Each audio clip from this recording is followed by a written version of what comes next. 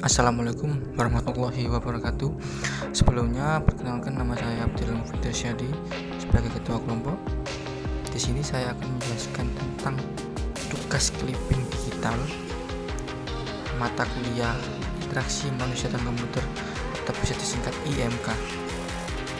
Sebelum saya menjelaskan materinya, saya akan mengenalkan satu persatu dari anggota kelompok saya. Yang pertama, saya sendiri sebagai ketua kelompok, Abdillah Irsyadi. Yang kedua, Muhammad Yusuf Fardiansyah. Yang ketiga, Faris Firmansyah. Yang keempat, Dimas Pratama Putra. Yang kelima, Ahmad Jafri Maulana. Yang keenam, Hafiz Randi Kusuma. Baik, di sini saya akan menjelaskan materi tentang sejarah komputer dari masa ke masa. Baik, untuk komputer generasi pertama pada tahun 1937, yang bernama komputer ABC, Atanasov Berry Komputer. Komputer ini diciptakan pada tahun 1940-an, yang merupakan komputer digital pertama di dunia. Komputer ABC tersebut memiliki kemampuan terbatas, yaitu hanya menghitung penambahan dan pengurangan saja. Atanasov dikenal sebagai penemu komputer digital pertama, dan tentunya komputer ABC temuannya dirancang dengan tujuan tertentu untuk memecahkan sistem simultan 99 persamaan linear. Komputer ABC bukanlah komputer untuk keperluan umum, artinya tidak mengimplementasikan arsitektur program yang tersimpan. Komputer ABC menerapkan 3 hal paling penting yang digunakan dalam komputer saat ini, yaitu yang pertama dan mungkin paling penting adalah komputer ABC sudah menggunakan digit biner 1 dan 0 untuk mewakili semua angka dalam data yang diberikan. Dan yang kedua adalah melakukan semua perhitungan menggunakan elektronik. Dan yang ketiga, menggunakan prinsip dari arsitektur von Neumann, di mana memori dan perhitungan terpisah. Komputer ABC juga menerapkan ide penting lainnya, menggunakan memori kapasitor regeneratif yang masih digunakan saat ini, yaitu di Dynamic RAM, Random Access Memory. Assalamualaikum warahmatullahi wabarakatuh. Nama saya Muhammad Yusuf Fardiansyah. Di tahun 1993, yaitu tahun dibuatnya komputer generasi pertama dengan menggunakan tabung vakum sebagai komponen dasar pembuatannya, yang diciptakan oleh John Presper Eckert dan John Mauchly di Universitas Pennsylvania.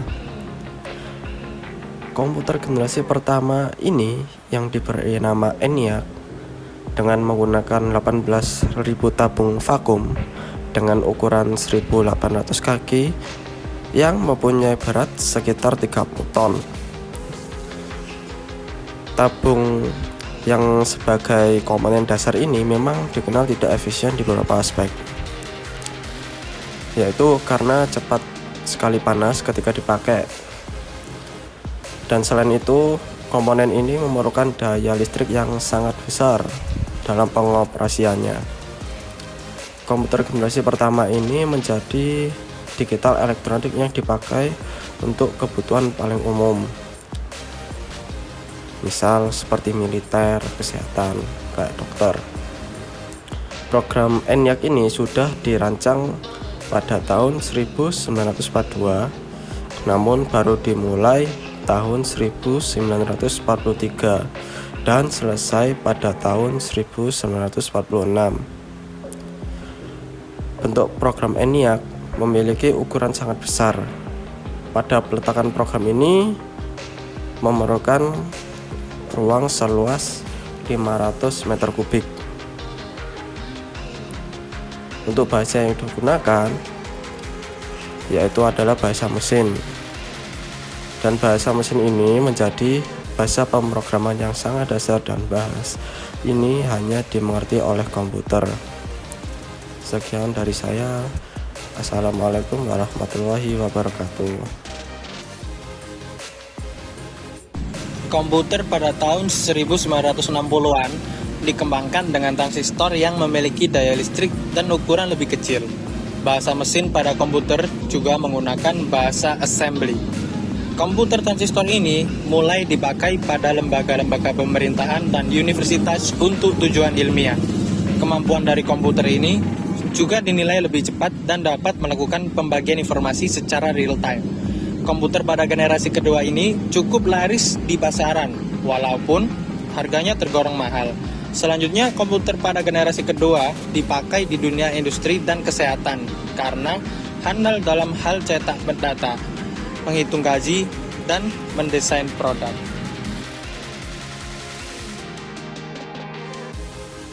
Perkenalkan, saya Hafiz Rendy Kusuma dengan NIM 04220058 dari Prodi Sistem Informasi.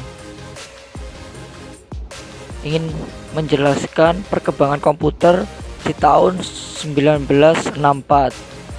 IBM 360 atau IBM System 360 merupakan keluarga mainframe dari salah satu produk IBM yang pertama kali diluncurkan pada tanggal 7 April 1964. Keluarga pertama komputer mainframe ini membuat berbagai perbedaan yang jelas antara arsitektur dan implementasi yang memungkinkan IBM untuk meluncurkan proyek set kompatibel di berbagai rentang harga. Proyek IBM yang satu ini dianggap oleh orang banyak sebagai salah satu yang paling sukses dalam sejarah komputer yang mempengaruhi desain mesin baru selama bertahun-tahun. Komputer IBM 360 ini juga pernah digunakan untuk program luar angkasa Amerika yang diluncurkan pada tanggal 7 April 1964 yang diciptakan oleh arsitektur Gema Amdahi dengan menyebutkan sebagai IBM System 360 secara khusus.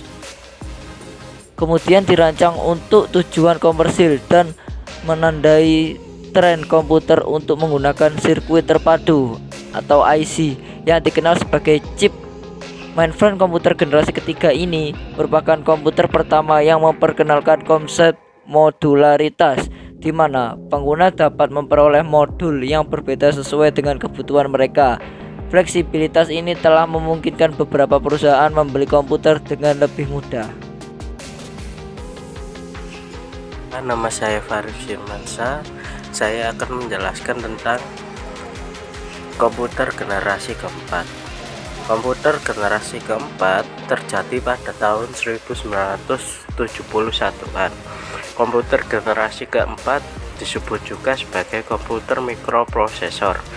Pada masa ini, IC yang dikembangkan untuk komputer adalah Large Scale Integration atau LSI, juga ada Very Large Scale Integration atau VLSI, dan juga ada Ultra Large Scale Integration atau ULSI. Komputer pada generasi keempat menggunakan komponen dasar mikroprosesor atau chip mikroprosesor yang mengandung ribuan transistor dan beberapa macam sirkuit saling terhubung.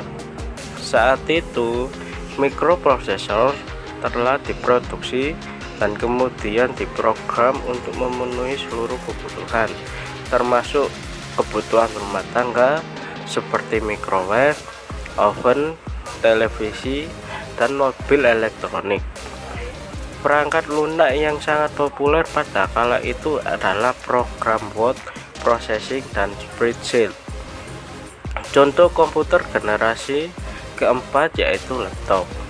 Komputer generasi keempat ini memiliki ciri-ciri: yang pertama menggunakan LSI, kedua menggunakan mikroprosesor, ketiga dipasarkan pada sektor perseorangan, keempat muncul komputer baru yang lebih mudah seperti laptop. Sekian penjelasan dari saya untuk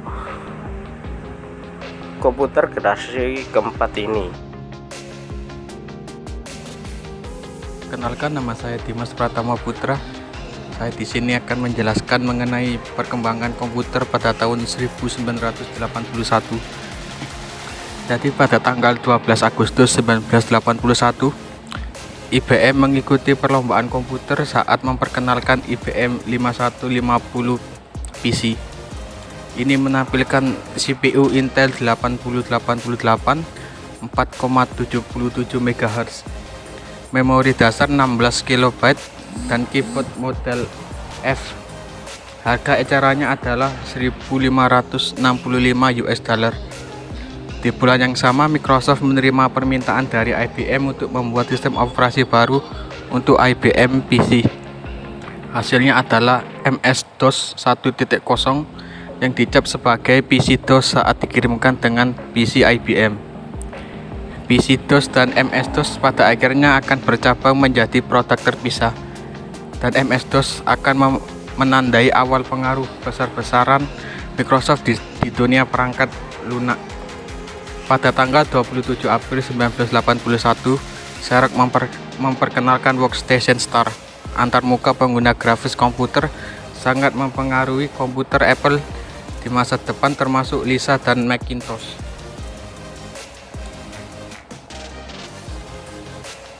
Dan menginspirasi banyak fitur Microsoft Windows. Pada bulan September 1981, Internet Engineering Task Force menerbitkan RFC 791. Dokumen RFC secara formal mendefinisikan IPv4, protokol komunikasi mendasar yang digunakan oleh sebagian besar internet modern. Sekian dari penjelasan anggota kelompok kami, kurang lebihnya mohon maaf. Wassalamualaikum warahmatullahi wabarakatuh. Terima kasih.